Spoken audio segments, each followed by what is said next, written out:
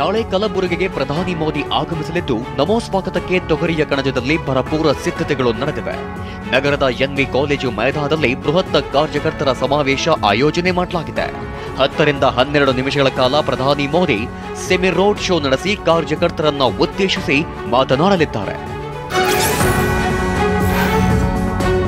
Belagavi BJP ಗ್ರಾಮೀಣ ಮಂಡಲ ಅಧ್ಯಕ್ಷ ಧನಂಜಯ ಜಾಧವ್ ಹೆಬ್ಬಾಳಕರ್ ಕುಟುಂಬವನ್ನ ಅಣಕಿಸುವ ಬ್ಯಾನರ್ ಅಳವಡಿಸಿದ್ದಾರೆ.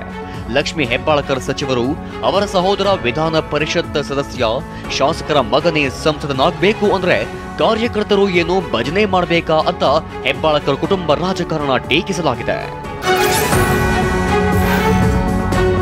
ಕನ್ನಡ ನಾಮಫಲಕ ಹಾಕದವರಿಗೆ ಬಿಬಿಎಂಪಿ ಶಾಕ್ ಕೊಟ್ಟಿದೆ. ಮಾಲ್ ಆಫ್ ಏಷ್ಯಾದ ಕೆಲ ಶಾಪ್ಗಳು ಕನ್ನಡ ನಾಮಫಲಕ ಹಾಕದ ಕಾರಣ ಟ್ರೇಡ್ ಲೈಸೆನ್ಸ್ ರದ್ದುಗೊಳಿಸಲಾಗಿದೆ. ವಿಧಾನಸೌಧದಲ್ಲಿ ಪಾಕ್ ಪರ ಘೋಷಣೆ ಕೂಗಿದ್ದ 3 ಆರೋಪಿಗಳಿಗೆ ಜಾಮೀನು ಮಂಜೂರಾಗಿದೆ.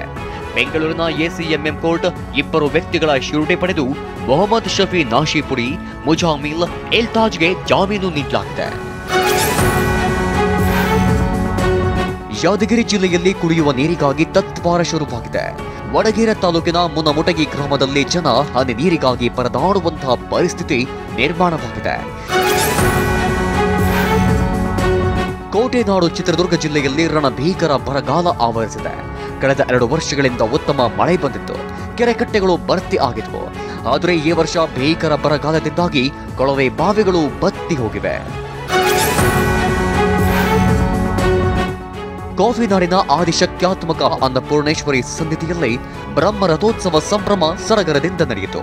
ಪಾಲ್ಗುಣ ಶುಕ್ಲ ಮಾಸದ ಅಭಿಜಿನ್ ಮುಹೂರ್ತದಲ್ಲಿ ಬ್ರಹ್ಮ ರಥೋತ್ಸವ ಜರುಗಿತು.